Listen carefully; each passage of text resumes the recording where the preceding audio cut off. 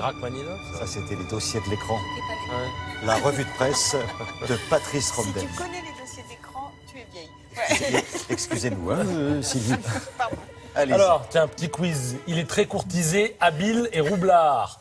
C'est en tout cas en ces termes que nous le dépeint le Figaro. Il s'agit de qui? Il s'agit de Thierry Frémaux. Bravo, elle sait lire sur le prompteur. Thierry Frémaux, donc délégué général du Festival de Cannes. Le Figaro propose un entretien exclusif à la veille de l'ouverture du 69e festival. Alors, on apprend d'abord qu'il est ceinture noire de judo, Thierry Frémaux. 4e dan, c'est pas rien. Du coup, ça fait de lui un peu le roi de l'esquive. Exemple, dans l'interview, question, Ken Loach, Olivier Assayas, les frères Dardenne, que répondez-vous à ceux qui estiment que l'on retrouve toujours un peu les mêmes en compétition à Cannes? Réponse de Frémaux, je réponds qu'il faut renouveler les questions. Y aurait-il une île déserte sur laquelle des génies méconnus font les plus beaux films du monde qu'ils ne montrent pas? Non, bon, voilà. Ouais. Et il précise que Dumont n'est pas venu à Cannes depuis 10 ans et Almodovar depuis 5 ans. Donc c'est un faux procès qu'on lui fait. On a aussi dans le Figaro un palmarès des palmes. Alors les États-Unis sont en tête avec 16 palmes, la France deuxième, 10 palmes, ensuite l'Italie, 8 palmes, l'Angleterre, 7 palmes, enfin la Grande-Bretagne. Alors, une petite parenthèse parité aussi dans ce dossier que propose le Figaro. Voilà, une seule femme. 63 lauréats sont des hommes et il y a une seule femme qui est... Jeanne Campion. Voilà, tu sais lire.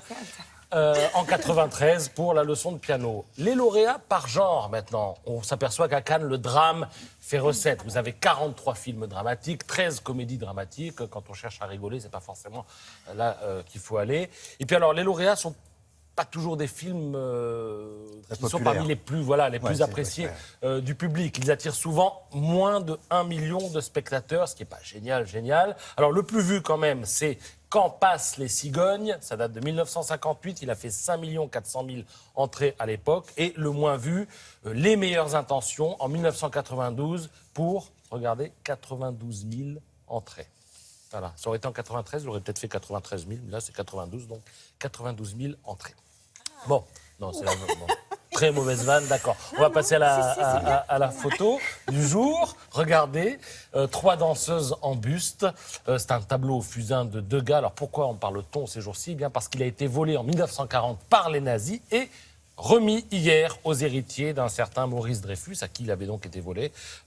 Cette remise de l'œuvre, cette restitution, a fait l'objet d'une cérémonie au ministère de la Culture en présence de la ministre Audrey Azoulay. Le diamant le plus cher du monde, les filles, regardez, 63 millions de dollars. Ça ne nous intéresse pas. Vendu hier par la société canadienne Lucara à un négociant en diamant, une pierre brute de 813 carats. Alors, 63 millions de dollars, le record ne devrait pas tenir longtemps car Lucara s'apprête à vendre un autre diamant de 1109 carats, celui-ci. Vous savez ce qu'il vous reste à faire? Ça ne m'intéresse pas. Ça ne m'intéresse pas, je ne suis pas Beaucoup preneur. trop gros à porter. Ouais. On peut se le partager. Ça reste de pendre, Laura et c'est moi, on ça. se le partage.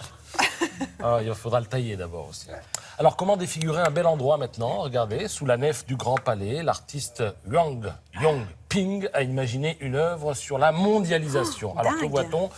305 conteneurs, là on les voit un petit peu sur la droite de la photo, sur lesquels on peut lire des mots tels que China, shipping, transport, Hambourg, capitale, etc. Le tout surmonté d'un squelette métallique de serpent. Ce squelette fait 254 mètres de long et ce serpent est censé symboliser la menace et la vengeance de la nature qui est surexploitée par l'avidité humaine. Bon, en tout cas, tout le monde aura un avis, ça fait parler. Et vous pouvez voir cette exposition jusqu'au 18 juin prochain. Voilà. Merci beaucoup, Patrice. Merci.